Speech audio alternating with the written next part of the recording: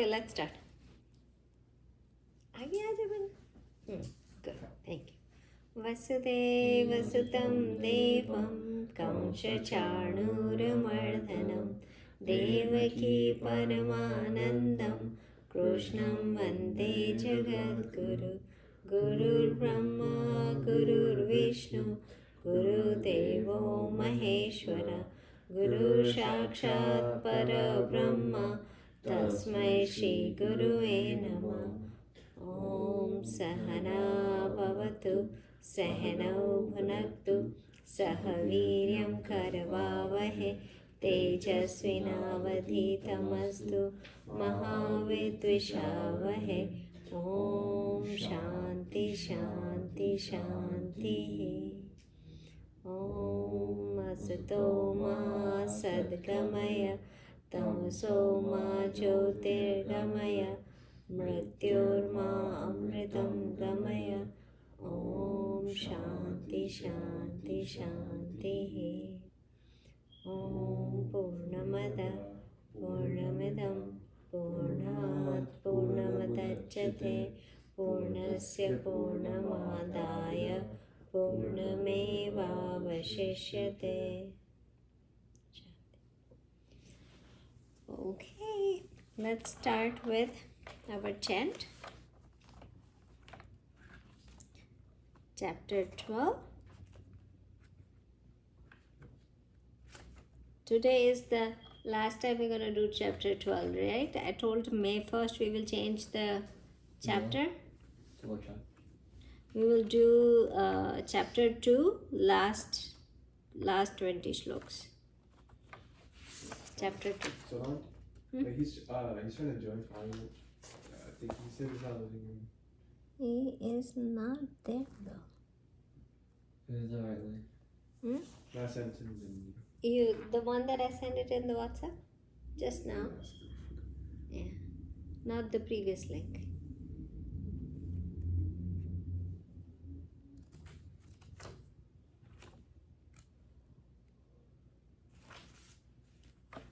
Because I don't see him here.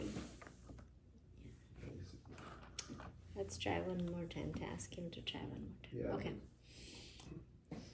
Let's try.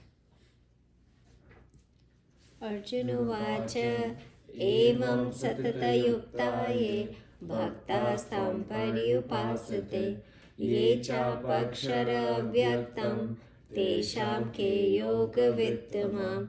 Shri भगवान उवाच मय्यावेशमनो ये मां नित्ययुक्ता उपासते श्रद्धया पर्युपेतस् ते मे युक्ततमा मताः. ये त्वक्षरं निर्देशम् अव्यक्तं पर्युपासते सर्वथा गमचिन्त्यं च कूटस्थं अचलं ध्रुवं सन्नियम्येन्द्रियं ग्रामं सर्वत्र समबुद्धये ते प्राप्नुवन्ति मामेव सर्वभूतहिते रताः. क्लेशोऽधिकतरस्तेषाम् अव्यक्तं सक्तचेतसाम् अव्यक्ता हि गतिर्दुःखं देहवद्भिर्वाप्यते.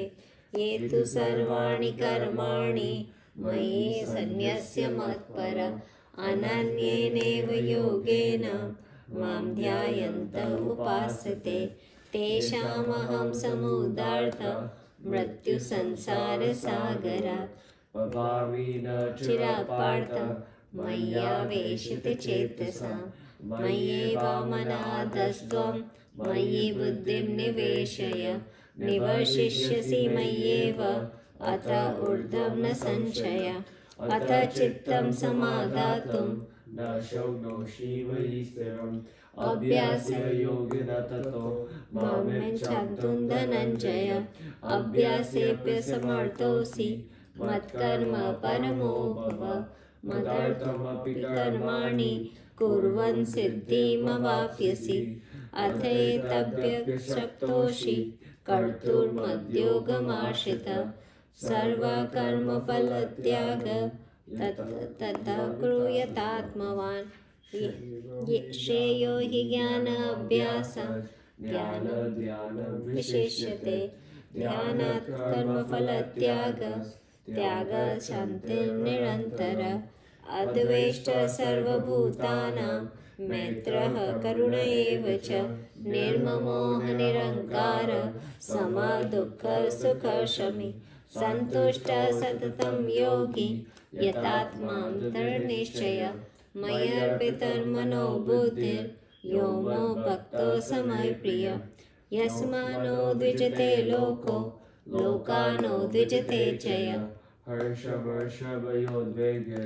मुक्तो यः स च मे प्रिय अनपेक्ष सुचिर्दक्ष उदासीनो गतव्यत सर्वकर्मपरित्यागी यो मद्भक्तः स मे प्रिय यो न द्वेष्टि न द्वेष्टि न शोचति न काङ्क्षति शुभाशुभपरित्यागी यो मद्भक्तः स मे प्रिय समशत्रौ च मित्रे च तथा मानापमानयो शीतोष्णसुखदुःखेषु समसङ्गविवर्जिते तुल्यनिन्द्रास्तुतिर्मौनी सन्तुष्टः सेन केनचित् अनिकेतस्थितर्मतिर्भक्तिमां मे प्रियो नरः ये तु धर्माणि मृतमिदं यथोक्तं पर्युपासते श्रद्धान्मत्परमं भक्तास्तेऽतीव मे प्रिय ॐ तत्सदिति श्रीमद्भगवद्गीतासु ब्रह्मविद्यायां योगशास्त्रे श्रीकृष्णार्जुनसंवादे भक्तियोगो नाम द्वादशोऽध्यायः कृष्णार्पणमस्तु Okay, what's happening there? Ask him. Because there are a couple other people who are not able to join, so I don't know if they are joining or not. What do you do? Risha and everybody, did you join with the recent link that I sent it to you guys? Right? You were able to join in, right? Okay. Who can? Just the recent one, right? Who else can? The latest one on the WhatsApp. Okay. Is it just him or who else can do it? I think she didn't come, Reha came. Alia? Alia, yeah. So I don't know if Alia was not able to come. Okay. That's fine. Sure. Someone would let you in, as you said. Send it to the latest link one more time and say just join this. Click this one. Because he might be on a different link. That's what I'm thinking. Because there is nobody here that I haven't let them come in. Everybody is in. Okay. And if somebody comes in, because the voice is on, right? What? You can hear the voice when somebody comes in. Yeah. The voice comes on there. Okay. Let's do the meditation real quick. And then we will again check what's going on there. Okay.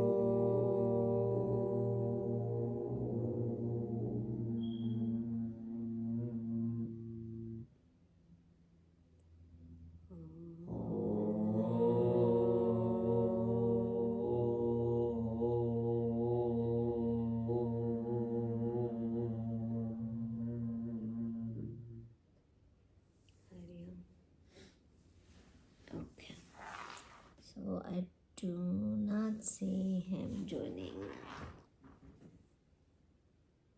No? He said he said he said to ask her to let him in. I don't know. Says that. Did he say? You try putting the code in or something. Wait, let me see.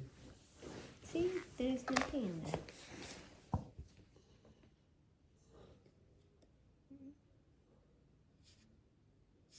Anybody in the I haven't. Mute for a second. Mute for a second. Turn the camera. Turn my camera. Yeah. That's okay. The code. So they tell him XRN. XRN. RDXK. RDXK. XZQ. XZQ. Try that maybe. Maybe. Okay. And where is that then so I can see if he comes in. Okay. So let's start.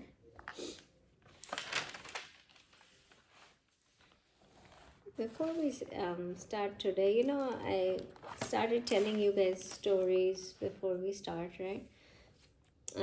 Everybody likes to hear stories. Like we remember stories a lot rather than remembering just the philosophical talk, right? We remember stories a lot. And our whole Upanishad is made up of stories, right? Not Upanishad, sorry, the Bhagavatam and all the Puranas are made up of all the stories, right? Our mythological stories. So everything has, there are so many stories in every religion, as we know. What is the base of those stories? There are some stories that stays for a little while and goes away. There are some stories that are timeless, right? There are stories that been there for ages and ages. I do see him. There you go. I got it. Awesome. Hi, Shreyas. I'm talking about Krishu's friend. What's his name again? Aryansh. Aryansh. Are you there? Oh, I think it's not Aryansh. Oh, it's Aisha. Okay. Aryansh, we were not able to join him yet. Okay. So, the stories, right? We were talking about stories. Some stories are forever, right? It stays forever. Like, stories like, who are forever? The stories that are forever. Like? Bhagavad Gita. Ramayana, right? Mahabharata, right? Any other stories that you know that it has been there forever and ever? Like Eliot's, right? Story. The story of, like, a lot of Shakespeare stories are there forever and ever, right? It's been ages. Romeo and Juliet are ever. So what happens is some stories do impact for life, like it's legend. It's been there. So one of the, like, they are inspiring, they are unforgettable, they are spaceless, timeless. It's always there, right? Those stories. So when we talk about those stories, Joseph Campbell, there was one writer and a poet and a professor who was very curious about these stories. In Hindu religion, there are so many stories. Like Ganeshi has a story, like Saraswati has a story, like Ram has a story, like there is a every god has a story. Like there is Shiv Purana, there is Vishnu Purana, there is all, like Nandi Purana. Even the cow in front of the bell, the bull in front of Shivji, it has its own Purana, right? So we have a lot of Purana stories. So he was this Joseph Campbell, who was influenced by Vedanta Society in New Jersey. He went back and he studied all these mythological stories and see what was the common factor in it. Why are some stories so impactful that they stays for ages and ages? So when he did all this research, he found out that every story had 17 elements that he pulled out that made them timeless and spaceless. So he did a lot of research. But then what happened with our modern timing, those 17 elements that he pulled out cannot correlate with the modern time stories that we are talking about here. He wrote a book that said the hero with thousand faces, and that book is very famous. You guys should read that. So that hero with thousand faces, that he wrote it in 1949. Then there was a group of professor came back and read those all 17 elements that make the story a legend story for somebody, right? And so they pulled out 7 elements out of those 17 elements. And those 7 elements, they put it together and they say, this is the story that makes this kind of stories will always make it legendary, those stories. So now even we look at the stories of all these other, like those players that stayed, like Kobe's story will stay forever, right? There are so many stories in our modern world stays forever, right? So they took all these stories and tried to put it together. So they found 7 elements. So what are the 7 elements? Why I'm talking about this, because we talk about a lot about non-dualism, dualism in our spiritual class. I want you to connect this things with what is your story, kind of that thing, right? So what are you going to write your story is? So where do you fall into this in the modern age, right? Not everybody will be superhero, right? We are not superhero, right? So what is the story that we're going to write? We are not going to be superheroes or doing magical things, right? So we are not going to be like Krishna Bhagwan, who's going to have a chakra in his hand, or we're not going to be kind of like there are so many, like Vishnu Bhagwan, who was a half animal, half human, and killed Hiranyakashyap. We're not going to be like that. So what is that correlates in the modern life that makes our story legendary stories? So there were 7 elements. First of all, there is one character in every story, right? So there has to be a character, which in our story, who is the character? Ourselves, right? So there is one character that is in every story. So if you look at Ram's story, then Ram Bhagwan is the character, right? In that. Then the second part is there is a shift in circumstances. There is something movement that happens in their circumstances. Somebody move out, like for Ram, he went to exile. Then every story will have a shift of circumstances. So for us, if we look at it, we will discuss it for us too. But if we look at us, there will be a shift of circumstances every single day. We face it, right? Going from 9th grade to 10th grade, there is a shift of circumstances. Going from doing a subject that we loved, going to a subject that is challenging, there is a shift in circumstances. We moved, the houses moved, we moved cities from one place to another, change in circumstances. So there is a shift of circumstances, which could be place, age. We are 10-year-old, now we are 11-year-old, change in circumstances, right? So that's there, which we have it, right? All of us has it. The third is there is a quest or a goal, right? In every story, there will be quest that we want to achieve. There will be a goal we want to achieve. Okay, I'm going to achieve, for Ram, he has to go and, kill Ravan and get Sita back, right? So there was a goal, there was a quest, right? In all these stories, there was a quest or there was a goal to achieve, right? Then there was always a alliance, mentors, friends that came together, right? So the friend and mentor came together. Then there was the fifth one was there was always challenges coming. So there will be challenges coming in those stories which were legend story. There were always a challenge coming. That was the fifth. Then there was a sixth, which is most important, that we need to memorize it by heart. There is a personality transformation that happened, right? In every story, there was a personality transformation happens because of those challenges, right? So that was one element. And then the last element was that they live legacy behind it.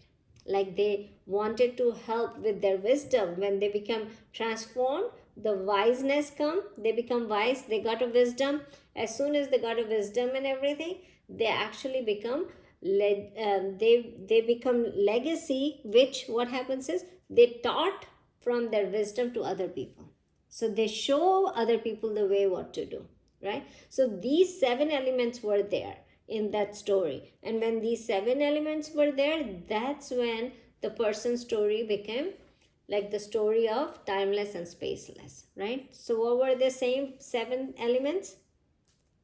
Character, right? Then shift of circumstances, right? Then the third one was that there was a goal, right? There has to be a goal or a quest that we want to achieve, right? Then there was mentors and alliance came. Then there was challenges that came. Then transformation, the personal transformation of character. Then the personal transformation then happens, the legacy was formed, right? So these 7 elements has to be there. Like let's talk about 7 elements, how it can be in a person's life. Like in movies we see that, right? Harry Potter was a Harry Potter character, right? The first element was Harry Potter was character. Second element was change in circumstances. What? He goes to Hogwarts. He goes to the school, right? But you know the change in circumstances also was that he was no what was the character's problem was what? You know, he was bullied, right? He was bullied by his cousins. He had to go. No, it was the main problem. no main problem was too many. Like he lives in a cupboard, I mean, I guess. right? So he starts with that, right? The goal was what? So then change in circumstances happened, which was that he went to the school, right? He went to that school. Then what was the fourth one?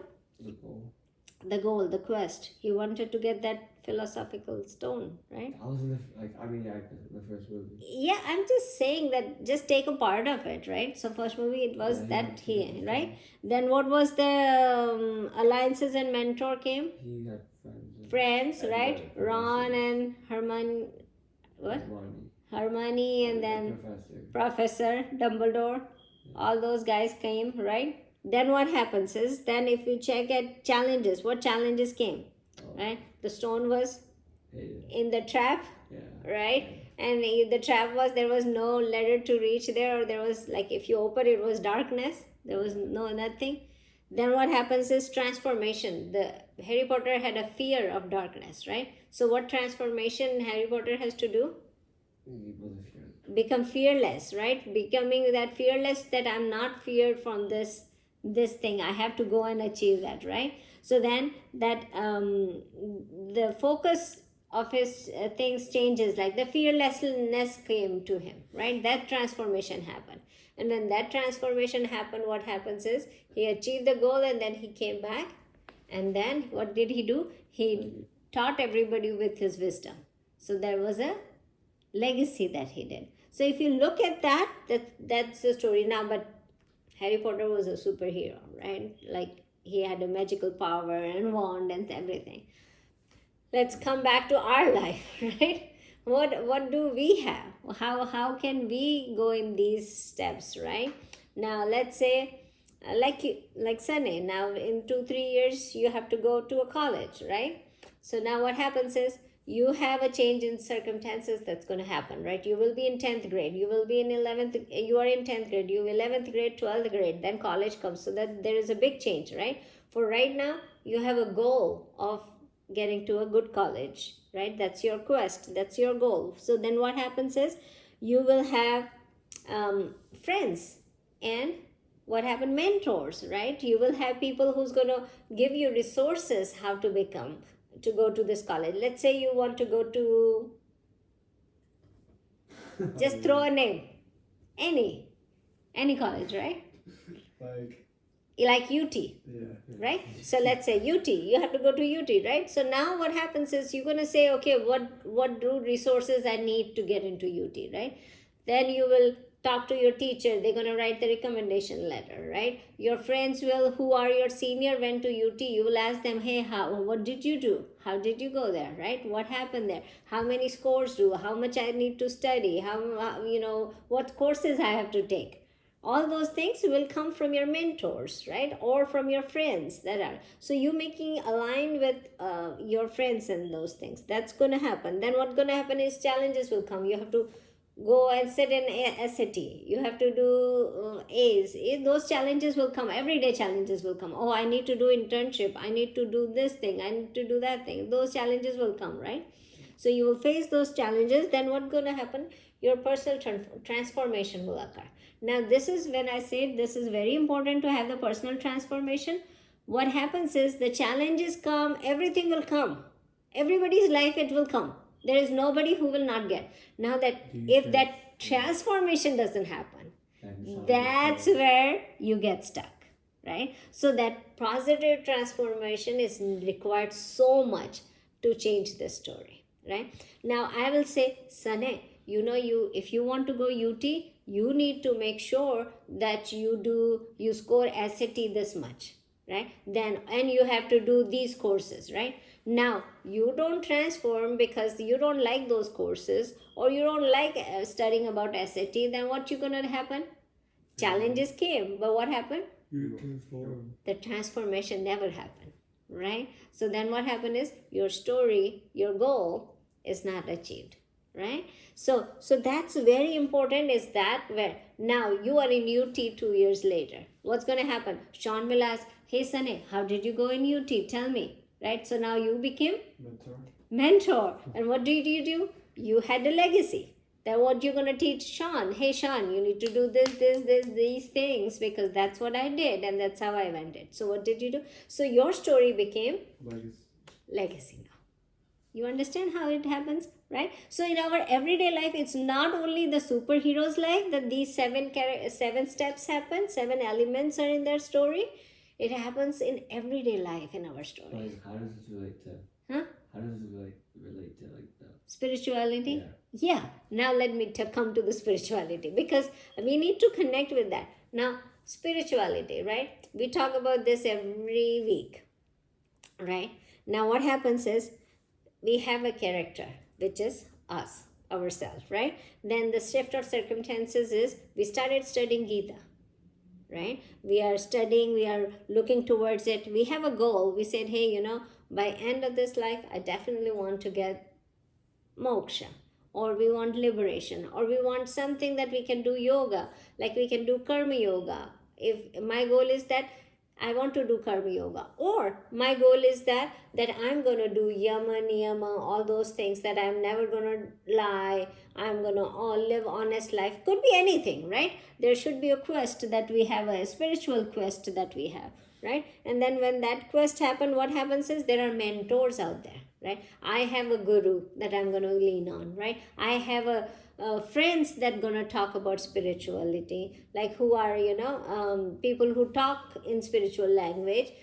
I will hang out with them, right? So then that happens, aligning happens, then challenges will come. Every morning I want to do meditation, but what's going to happen is, I have to drop Sean at 6 o'clock, so I have to make his lunch ready. Then what's going to happen? I was not able to do my meditation today, right? So for you guys, it's going to be, I need to do morning prayer and evening praying, but it doesn't happen because, oh my God, I slept so late, I couldn't wake up in the morning. Those challenges will come, right? Now, when those challenges come, did you do personal transformation? Right? If I do my personal transformation, like there will be days when I will say, oh my God, I'm getting away from my spiritual mind. I'm not realizing that, I'm not even thinking about those things that I should be doing. A lot of challenges came to me, but I'm like still sad and thinking about those challenges, never moved out of those challenges. Then what I'm doing is, I'm going backward, right? So in spirituality, I have to do transformation also, right? Everybody has to do transformation towards the right side, to get wiser, to get the wisdom. So when we are reading this scripture, we are at chapter number 6, right? We have done from chapter 1 to 6, right? So whenever something happens in our life, we can fall back to karma yoga, right? If challenges come, what do? We fall back to karma yoga. When challenges come, we can fall back to our Sankhya yoga. When challenges come, are we falling back to the Jnana yoga? Any of yogas that we are falling back. If we are falling back to that, we are on the right spot.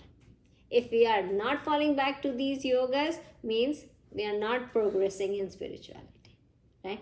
Our regular life is going like a regular life, like normal mundane life, right? So then when the personal transformation happens, then we can become a legacy in the spirituality. So everything is connected if you look at that, right? You got it? Okay. So did you guys understand that? So if we want to find a meaning, we have to have these 7 characteristics. They did a research on it. They put these 7 elements and they asked questions to everybody. Like they had 1800 students or 1800 people that they asked these questions. So they said, okay, these 7 elements, if I have 5 elements, I score 5. If I have 4 elements in my life, then I score 4. And depending on their score, they realized that people who had all 7 elements in their life, they had a purpose in their life, they had a meaning of their life, and they never fall into the sadness and depression and stuff like that. So people who have these 7 elements, or people who have had 5 also, they were more happier than people who had 2 and 1 element in their life, right? So that's very important. I hope you guys had made some notes, which I don't know if you guys did or not, but it's a life lesson where you can check mark and say, okay, do I have these 7 elements in my life? If you have these 7 elements in your life, means you are going towards the. If challenges come, you open your book and say, okay, challenges come, what do I have to do? Then you will say, okay, after challenges, what do I have to do? Oh, I have to do personal transformation. Am I learning from this challenge or not? Right? If your answer is no, then what happens is, then that element is not in your life. You got it? So that's very important for you to look at it. Okay, I just wanted to bring this up because this is very interesting to me, that how we can relate our everyday life into these 7 elements, right? Okay, let's go to chapter number 6, which we are doing. The second element. Second was a shift in circumstances. Third is like friends and mentors. No, third is goal, quest. Fourth is mentors and alliances. Fifth is challenges. Sixth is personal transformation. And seventh is legacy.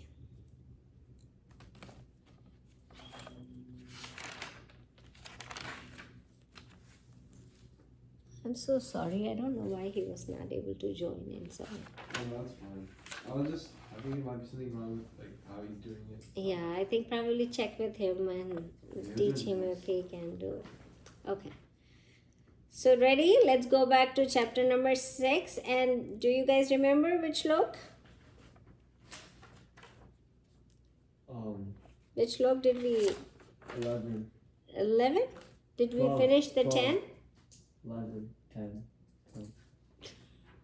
It's 11. 11, yeah. 11. We finished 10 last. Yeah, we finished. We did finish 10 Yep. last time? I don't think so. Did we mean, talk about wrote the the definition down? So we only followed. definition, right? Yeah.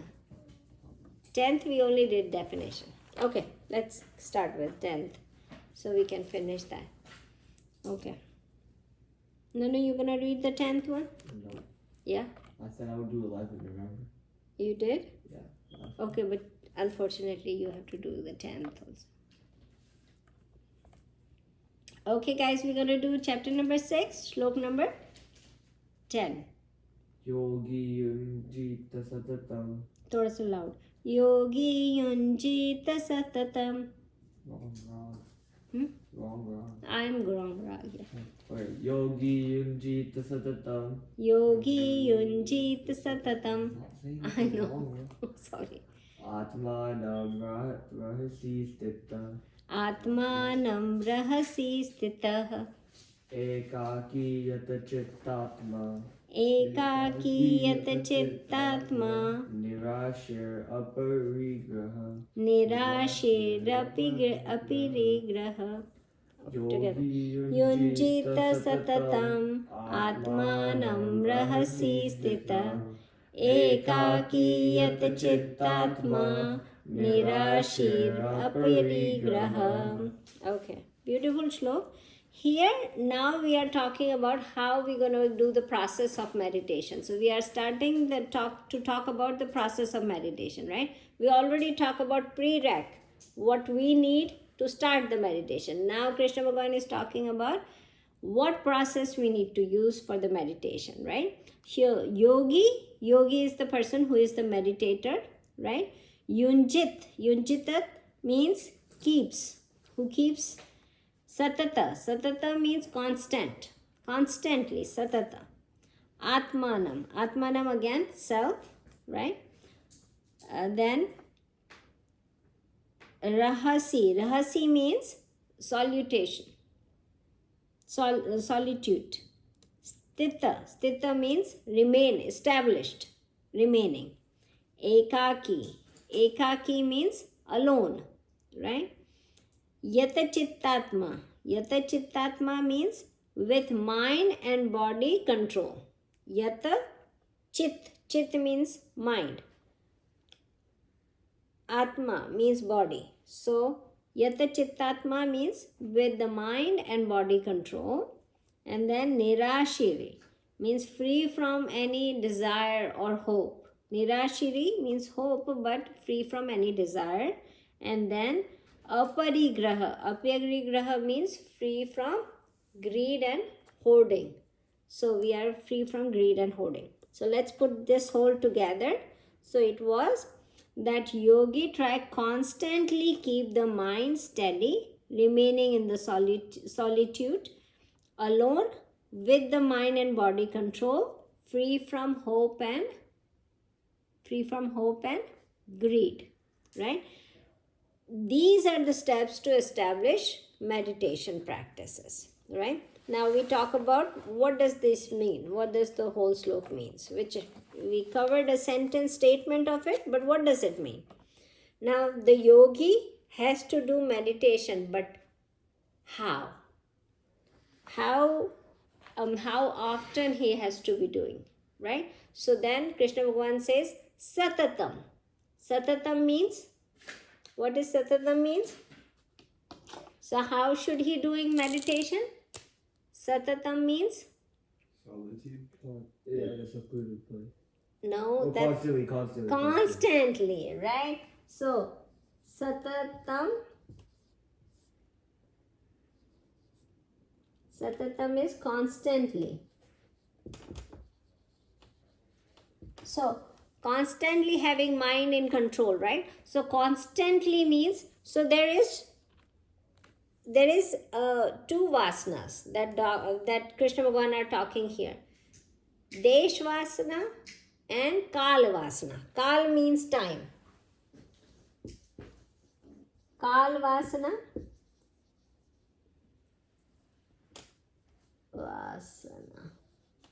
and Desh vasana.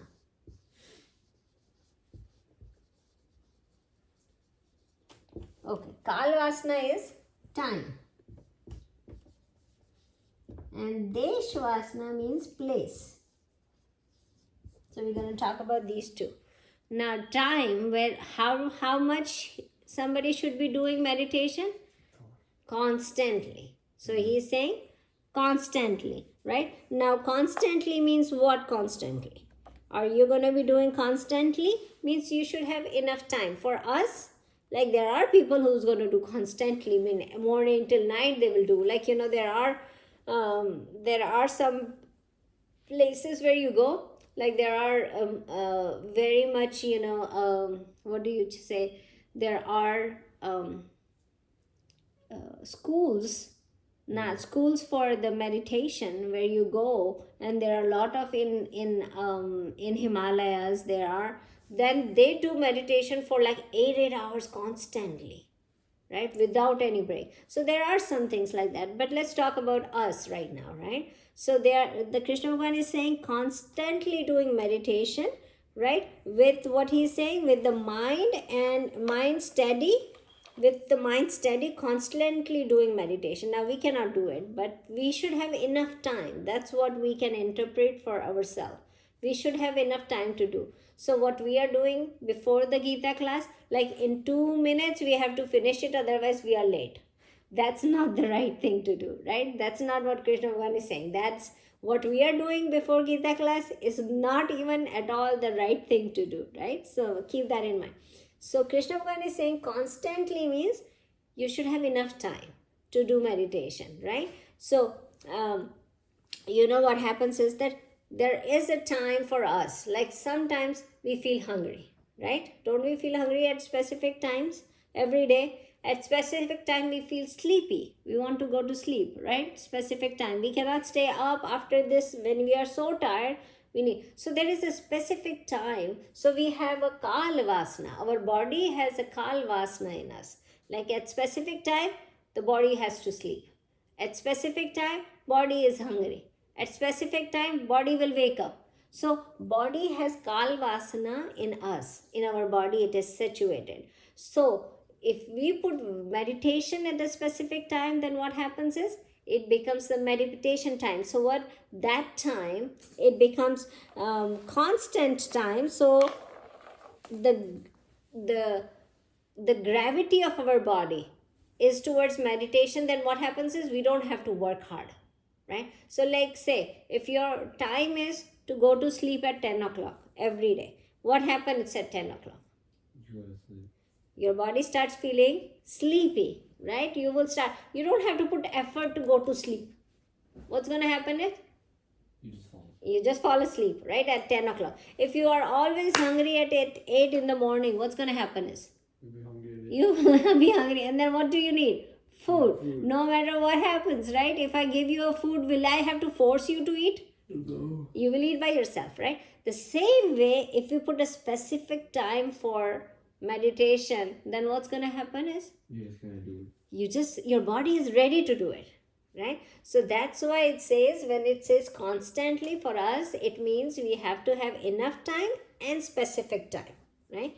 So specific time, let's talk about specific time. What time is good for meditation? 8:30. At 9. night.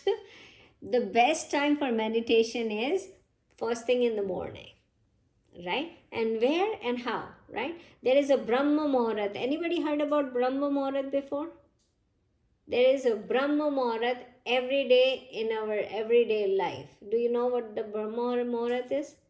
Nobody knows Brahma Muhurat. So good so that you can learn about the Brahma Muhurat. Brahma Muhurat is every morning between 4 to 6 a.m. That's Brahma Muhurat. Now, why is Brahma Muhurat so good to do spirituality? Right? There is a reason why. There is one reason is that there is not much disturbance in the morning, right? But there is another reason is the most sattvic guna comes at that time. Why?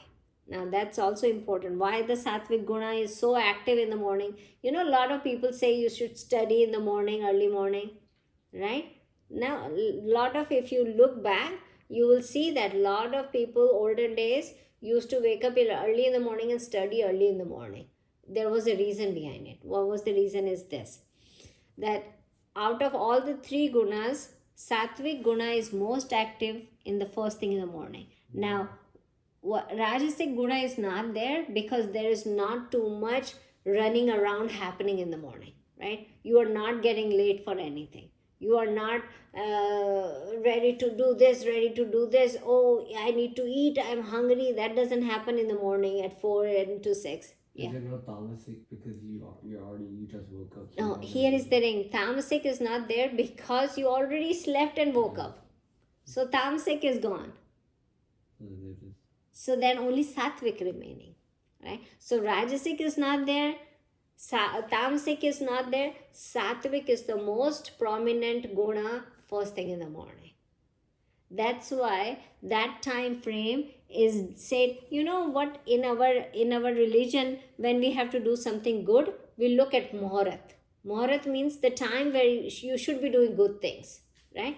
So every day there are time, okay, somebody will say, everybody's wedding is at a specific time, like 6 p.m. Somebody's wedding is like at 2 a.m. Somebody's wedding is at 3 a.m. Somebody's wedding is at, you will see that people have different time of the wedding in our religion, usually in Hindu religion. And it is because that time is good for these bride and groom to get married, because that time is really good for them. That's a muhurat for them, good muhurat, right? So every day, and depending on every person, there is a muhurat for everything, right? But every morning in Brahma Muhurat, you don't even have to look at the muhurat.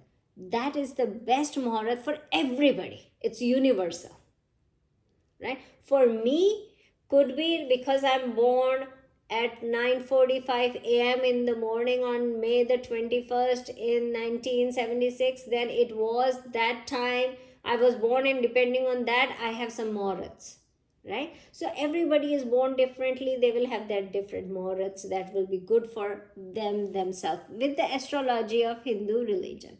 But it has been said that for Brahma Muhurat, that is 4 to 6 in the morning, is good for everybody. It doesn't matter when you are born, it doesn't matter when you are, your moon sign is, when your sun sign is, it doesn't matter. That's why from 4 a.m. to 6 p.m. 6 a.m. is the best Muhurat to do everything. That's why the meditation is needed to be done at the most sattvic time, right? So that's one thing. Now, I know it's challenging. It's not easy, right, to do a meditation first thing in the morning at 4 a.m. to 6 a.m. But I would tell you, if you have a chance to do that, and if you look into doing the meditation and Jnana Yoga, that's the best time to do it, right? Then the next time is what Sean says. It was in dusk, in the evening, when it's time when the sun is setting, the night is coming, in the middle of that time is also known as a good timing to do all the religious and spiritual activities, right, including meditation. So those are the time that you should be doing that. So now with Kala Vasanas, what does Krishna Bhagavan is saying? That you should have enough time, specific time to do it, because our body falls into Kala Vasanas for everything. So every time you should have a specific time, which is either Brahma Muhurat in the morning or in the evening. So those are the two timing where you should be doing spiritual things, including meditation, right? So that's the important thing that we need to do, and doing constant. It's not that I'm doing meditation for a little while and then I'm leaving and I'm thinking, I'm opening my eyes, looking around, doing something and doing something else, and then going back to meditation. So it should not be in the breaks. It should be constant, right? So constantly at the same time and with enough time on hand, that's when we should be doing the meditation, right? So that's one thing. Now let's talk about Deshvasana, right? So the Deshvasana is the place where should be doing it, where we should be doing the meditation. So when we go in the kitchen, what happens? If we are going in the kitchen, what we have? We are hungry. We want to eat. Even we are not hungry, what happens is we feel like eating something, right? We feel like opening the pantry and seeing what is there, right? Opening the fridge and seeing what is there. Should I eat something, right? When we go in the bedroom and sit on the bed, what happens? Sleepy. We want to sleep. We want to lay down. We don't just sit down, we lay down, right? So the place has their own vasanas. So if we sit on the dining table, what do? We want to eat something, bring food. That's why we are going, sitting there, right? If we are, like, if you have make a center, like you guys play guitar, so you have a guitar center. If you go and sit there, what would you do? Okay. You will play guitar, right? Because that place has that vasana in it, right? So we want to make sure that place also has a vasana, because where you go, that's what you decide to do. So now for meditation, there should be also a place in the house where you should be doing. That is what we say is Deshvasana. So there has to be a specific place. So specific time and then specific place, right? So that's what it is. Now, if we don't think about cooking in the bed, right? We cook in the kitchen. We don't think about sleeping in the kitchen. We sleep in the bedroom, right? So that's the same way we have to have a specific place also to do everyday meditation. You should not be doing meditation sitting on the dining table. You do meditation sitting on the bed, you will sleep, right? You will do meditation in the kitchen standing? No, you will not do meditation in the living room because there is a different vibration here, right? So that's why you have to make sure that there is a specific place and specific time to do. So like, what's an example of that? Right? What's an example of this? Where is the specific place to do it, right? Again, it has to be that's what he's saying, ekaki, where there is a solitude, right? There is a peace, there is a calmness, there is a not much disturbance, not an outside disturbance, right? So like at the corner of the house, right, where there is no disturbance going on too much, at the place where you can find a little bit peace, right? In front of God. In front of God, yes. We're going to talk about how you should be doing in front of God or where you should be doing, but just to think about it. So that's, so we talk about specific place, specific time, and then ekaki, he said ekaki means alone. We should not be doing meditation in a group setting. In the class we do it, it's a different, because we want to learn, right? We are learning here, so we can do it in the group. But when you start doing it, do it by ourselves, because what's going to happen is if 3 people do, what happens is one will do and see, did he finish or not? So our minds, rather than doing meditation of ourselves, what are we doing? Meditation on the other person, right? We start doing meditating on other person. Is he finished? Did he finish? Or is he still doing meditation? Are we finished or are we going on? Those things happen. So that's why it is preferred to do it alone, right? Ekaki. Then yata chittatma, mind and intellect should be integrated. So mind and senses are in control and body is in control, right? So usually what happens is mind and body, to bring it in control is a huge difficult stuff. It's very difficult, right? It's not easy. How many times, you tell me, when we do meditation here, like for not even 2 minutes, right? Is your mind controlled at that time? Do you feel your mind is controlled? Do you guys feel your mind is controlled? Right? The thoughts come, right? The thoughts comes, and that's why what happens is usually all them tells to start the meditation with a japa, right? Japa means saying God's name, right? Any kind of japa. So like how we start doing it, Om, right? Om is a kind of jap that we started doing. So why we do Om? So that we focus on one thought, right? Rather than thinking about a lot of things and different sounds and different things. So what we do, we want to concentrate on one japa, so that we can have one thought rather than so many thoughts coming in our mind, so many sounds that comes in our that comes on our ear. We close our eyes so that we cannot see so many objects, right? So for us to do to start meditation is always start with the japa, right? So we can concentrate on one thought and we hear one sound rather than so many sounds, right? So Japa on East Devta is most welcome. The god that we talk about East Devta in this class, right? Everybody knows their own East Devta, what they are. So like if I say that Shiva is my East Devta, then I will say Om Namah Shivaya, Om Namah Shivaya. So I have a thought that is concentrated on one mantra.